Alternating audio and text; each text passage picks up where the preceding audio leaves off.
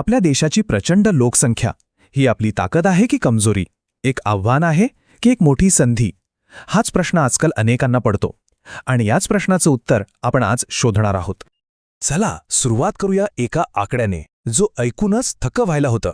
2011 साली, 2011 सालीच भारताची लोकसंख्या होती 1.21 अब्ज. हा फक्त एक आकडा नाहीये. विचार करा, ही एक प्रचंड मोठी संख्या आहे जी आपल्याला या विषयाची व्याप्ती दाखवते. आणि यात एक विचार करायला लावणारी गोष्ट आहे. बघा, संपूर्ण जगाच्या जमिनीपैकी फक्त 2.4% जमीन आपल्याकडे आहे. पण याच एवढ्याशा जमिनीवर जगाची तब्बल 17.5% लोकसंख्या राहते. म्हणजे विचार करा, जागा कमी आणि माणसं कितीतरी जास्त. हा जो फरक आहे ना, तोच आपल्याला सगळ्या प्रश्नांच्या मुळाशी घेऊन जातो. बरं, ही लोकसंख्या वाढली कशी आणि किती वेगाने? हे आकडे पाहिले की खरंच डोळे मोठे होतात. बघा, 1991 मध्ये आपण होतो 84 कोटी. फक्त 20 वर्षांनी 2011 मध्ये हा आकडा पोचला 1.21 अब्जांवर. म्हणजे काय, तर प्रत्येक 10 वर्षात जवळपास 18 कोटी नवीन लोक. ही साधी वाढ नाहीये, याला लोकसंख्येचा महाविस्फोटच म्हणावा लागेल. तर मग प्रश्न असा आहे की हा महाविस्फोट झालाच का? यामागे नक्की काय कारणं होती? आणि महत्त्वाचं म्हणजे याचे आपल्या देशावर, समाजावर काय परिणाम झाले? चला जरा खोलात जाऊन हे समजून घेऊया.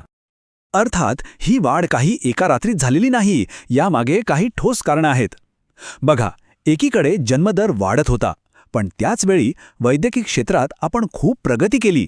त्यामुळे मृत्यूदर कमी झाला. लोकांचं सरासरी आयुष्य वाढलं आणि बालमृत्यूचं प्रमाणही खूप कमी झालं. या सगळ्या गोष्टी एकत्र आल्या आणि त्याचा परिणाम काय? तर लोकसंख्येचा प्रचंड मोठा विस्तार. आता साहजिकच आहे, एवढी मोठी लोकसंख्या म्हणजे देशाच्या साधनसंपत्तीवर प्रचंड ताण येणारच. आणि त्याचे परिणाम? ते तर खूपच गंभीर होते. विचार करा, नोकऱ्या कमी आणि काम करणारे हात जास्त, झाली ना बेरोजगारी. शाळा कॉलेज कमी आणि शिकणारे जास्त, वाढली निरक्षरता.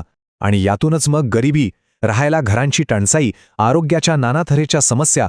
इतकंच नाही तर साधं प्यायचं पाणी मिळणंही मुश्किल होऊ लागलं. आणि या सगळ्या समस्यांमध्येच एक समस्या सगळ्यात मोठी आणि भीषण आहे, ती म्हणजे दारिद्र्य. आपण दारिद्र्य किंवा गरिबी म्हणतो, पण म्हणजे नेमकं काय?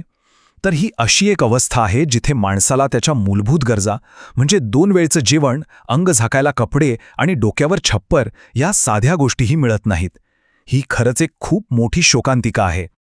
इथपर्यंत ऐकल्यावर असं वाटू शकतं की ही लोकसंख्या म्हणजे आपल्या देशावर एक मोठं ओझंच आहे. पण खरंच तसं आहे का, की याच्यातच कुठेतरी एक मोठी संधी लपलेली आहे? चला आता या नाण्याची दुसरी बाजू बघूया. ती खूप इंटरेस्टिंग आहे.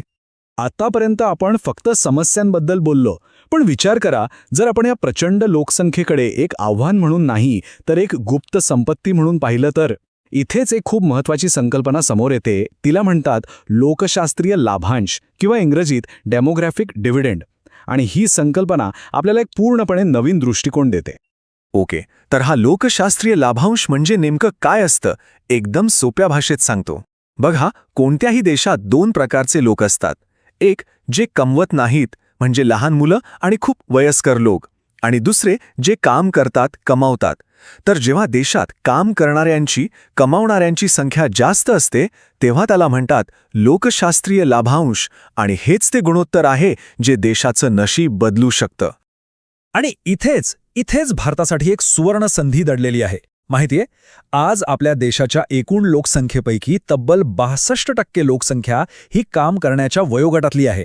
62%. याचा अर्थ काय होतो, तर आपल्याकडे जगातली सगळ्यात मोठी, तरुण आणि कार्यक्षम अशी मनुष्यबळाची फौज तयार आहे. हीच आपली खरी सुपरपॉवर ठरू शकते. अगदी बरोबर.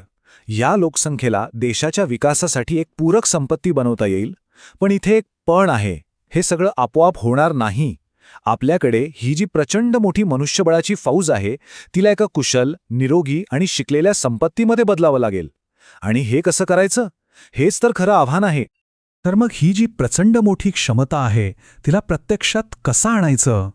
विकासाचा मार्ग खुला करण्यासाठी नक्की काय करायला हवं? चला, हा मार्ग नेमका कसा आहे तेच समजून घेऊया. तर सगळ्यात महत्त्वाचा मुद्दा हा आहे. या काम करणाऱ्या लोकसंख्येला एका कुशल मनुष्यबळात बदलण्यासाठी 3 गोष्टी अगदी पायाभूत आहेत. पहिली गोष्ट, दर्जेदार आरोग्य सेवा. कारण शरीर चांगलं असेल तरच माणूस काम करू शकेल. दुसरी, सगळ्यांसाठी शिक्षण, कारण शिक्षणानेच विचार करण्याची क्षमता येते. आणि तिसरी, कौशल्य आणि प्रशिक्षण, ज्यामुळे ते काहीतरी उत्पादनक्षम काम करू शकतील. ह्या 3 गोष्टींवर आपण काम केलं तरच आपल्याला तो लोकशास्त्रीय लाभांश खऱ्या अर्थाने मिळेल. म्हणजे शेवटी सगळा खेळ दृष्टिकोनाचा आहे, नाही का? आपण ह्या लोकसंख्येकडे एक ओझं म्हणून बघणार आहोत, जे आपल्याला सतत खाली खेचतंय, की मग एक संपत्ती म्हणून जे आपल्याला विकासाच्या दिशेने पुढे घेऊन जाईल? निवड आपल्यालाच करायची आहे. आणि ही निवड करताना एक गोष्ट आपल्यासाठी खूप फायद्याची आहे, ती म्हणजे भारताकडे दोन्ही गोष्टी आहेत. एकीकडे प्रचंड मोठं मनुष्यबळ आहे आणि दुसरीकडे भरपूर नैसर्गिक साधनसंपत्तीसुद्धा आहे. हे असं आहे जसं आपल्याकडे एक शक्तिशाली इंजिन आहे आणि ते चालवण्यासाठी इंधनही आहे. आता गरज आहे फक्त या दोन्हींचं योग्य नियोजन करण्याची. ते जमलं तर विकासाची गाडी सुसाट धावेल. पण हो, या संपत्तीचा पूर्णपणे वापर करण्याआधी आपल्याला दारिद्र्यासारख्या मोठ्या समस्येवर मात करावीच लागेल. आणि त्यासाठी सरकारने वेळोवेळी अनेक योजना आणल्या आहेत. जसं की जवाहर रोजगार योजना असेल किंवा महात्मा गांधी ग्रामीण रोजगार हमी योजना असेल. या सगळ्या योजनांचा उद्देश एकच आहे, लोकांना एक किमान आधार देणं, जेणेकरून ते सुद्धा विकासाच्या या प्रवाहात सामील होऊ शकतील. आणि आर्थिक सुधारणेसाठी 2 गोष्टी खूप महत्त्वाच्या आहेत. पहिली म्हणजे देशाचं एकूण उत्पादन वाढवणं. याला आपण विकासाचा केक मोठा करणं असं म्हणू शकतो. आणि दुसरी तितकीच महत्त्वाची गोष्ट म्हणजे तो जो मोठा झालेला केक आहे त्याचा समाजात योग्य आणि न्याय वाटप करणं. या दोन्ही गोष्टी जेव्हा एकत्र येतील तेव्हाच खऱ्या अर्थाने विकास झाला असं आपण म्हणू शकतो. तर मग आपण पुन्हा एकदा त्या सुरुवातीच्या प्रश्नावर येऊया.